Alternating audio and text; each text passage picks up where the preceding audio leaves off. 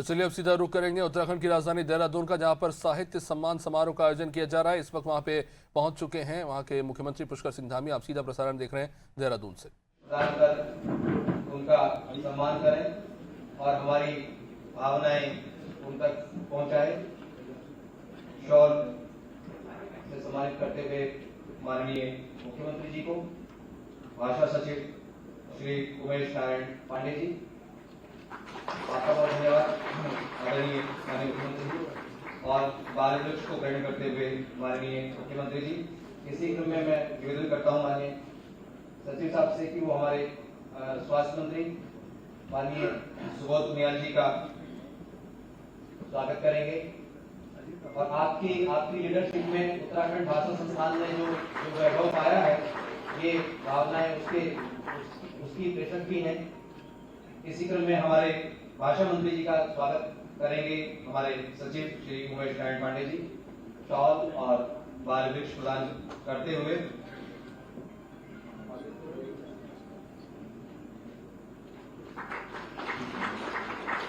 भाषा मंत्री जी ने थोड़ा हास्य के अंदाज में कहा कि अभी मैंने विधिवत रूप से भाषा मंत्रालय का चार्ज लिया नहीं है, तो आज आपने बाल वृक्ष और शॉल ग्रहण करने के बाद ये आधिकारिक रूप से हो गया था संभवतः कि आज से आप हमारे मार्गदर्शक हैं। बहुत बहुत आभार सर। संस्कृति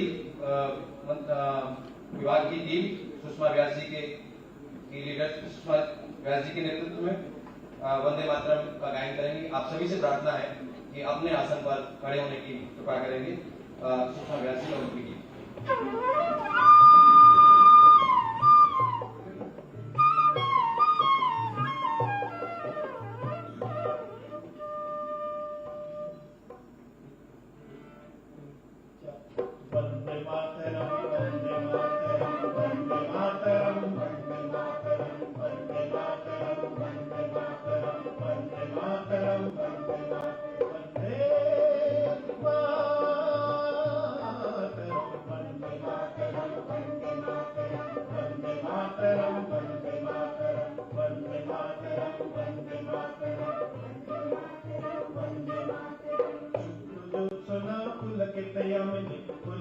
सुमिता ध्रुमदल शोभिनी शुभ्रजोत्सना पुलकितयामिनी पुल्लक सुमिता ध्रुमदल शोभिनी सुहासिनी सुमधुर भाषिनी सुखदा वरदा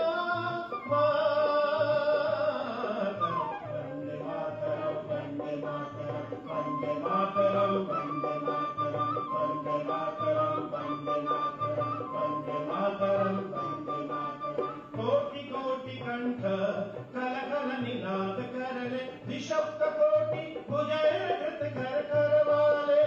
कोटि कोटि कंठ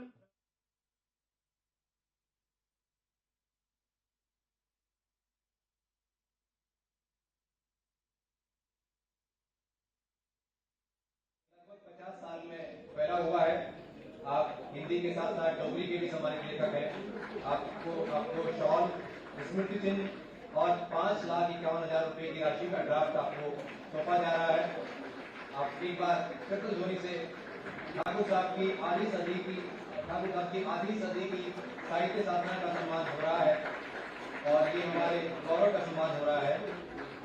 इसी क्रम में जो उत्तराखंड दीर्घकालीन उत्कृष्ट साहित्य सृजन सम्मान प्रदान किए जाएंगे, इनमें पहला नाम है सुप्रसिद्ध गीतकार जिनसे निवेदन है कि ठाकुर साहब के बाद आप उपस्थित रहेंगे।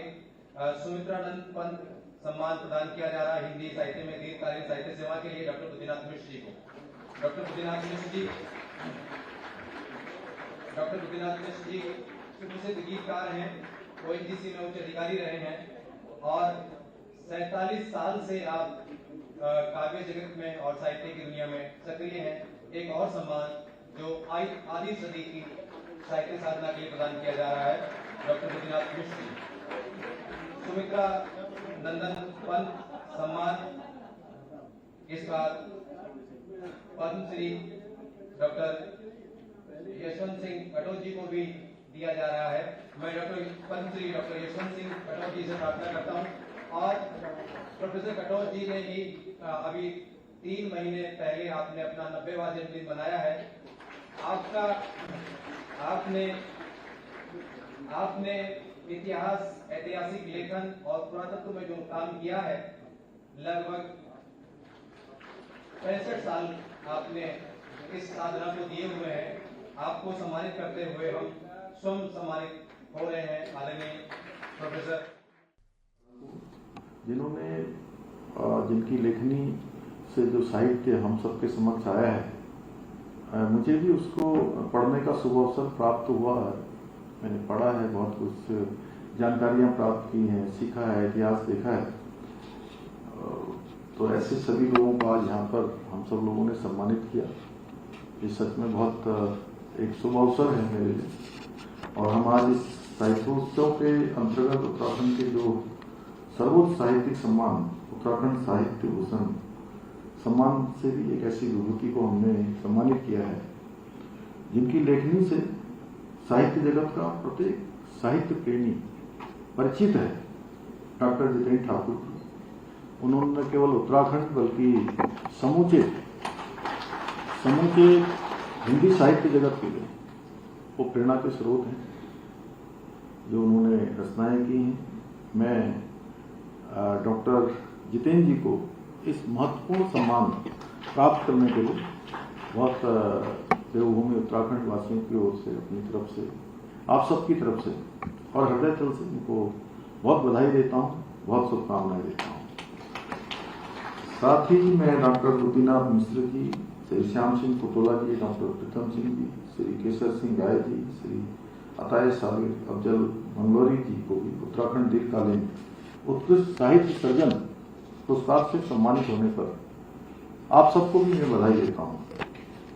इसके अलावा आज के इस कार्यक्रम में सम्मानित होने वाले अन्य कलाकारों को भी, अन्य साहित्यकारों को भी मैं अपनी शुभकामनाएं देता हूँ, जिन्होंने विभिन्न क्षेत्रों में अपनी विशिष्टताएं हम सबके समक्ष रखी हैं।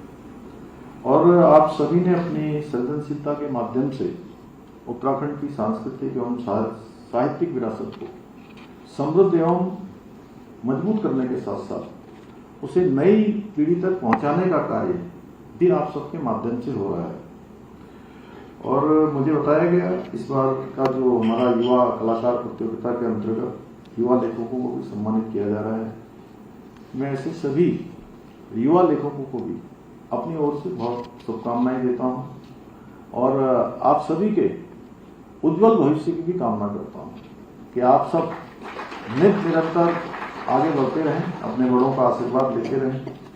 भाइयों बहनों, उत्तराखंड साहित्य गौरव सम्मान समारोह हमारी साहित्यिक परंपरा, रचनात्मक चेतना और शब्द साधकों के प्रति गहरी एक जो श्रद्धा है, उस श्रद्धा का प्रतीक है।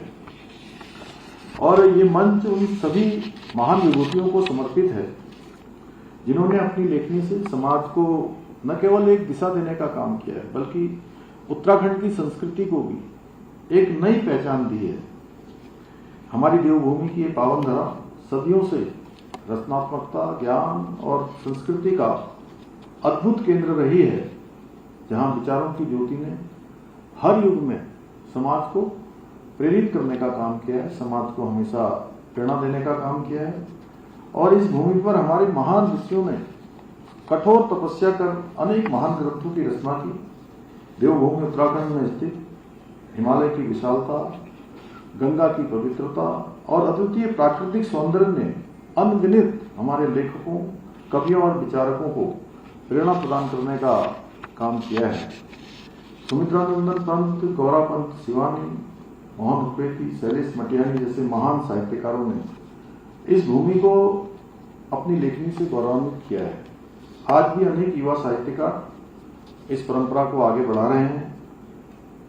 भाइयों बहनों, किसी भी समाज का साहित्य उसका वास्तविक दर्पण होता है, जो उसकी संस्कृति, मूल्यों और विचारों को दर्शाता है।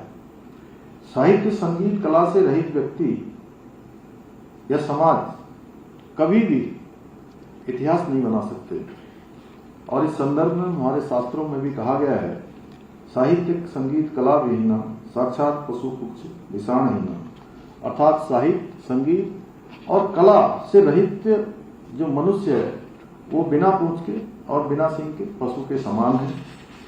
भारत के स्वतंत्रता आंदोलन को भी अगर हम भारत की आजादी के पहले के कालखंड में जाएंगे तो तब हमें स्मरण होता है कि उस आंदोलन को भी तब गति मिली जब लेखकों, कवियों और रचनाकारों ने देशवासियों को स्वतंत्रता आंदोलन में सक्रिय रूप से भागीदारी करने के लिए अपने काव्यों के माध्यम से, अपनी रचनाओं के माध्यम से उनको प्रेरित करने का काम किया। और हमारे राज्य का, उत्तराखंड राज्य का आंदोलन हो, उसमें भी हमारे अनेक लेखकों ने और सृजनकर्ताओं ने, अनेक साहित्यकारों ने जो अपना योगदान दिया वो हम सबके लिए बहुत अविस्मरणीय है। और मेरा मानना है कि लेखक और रचनाकार केवल शब्दों के निर्माता नहीं होते।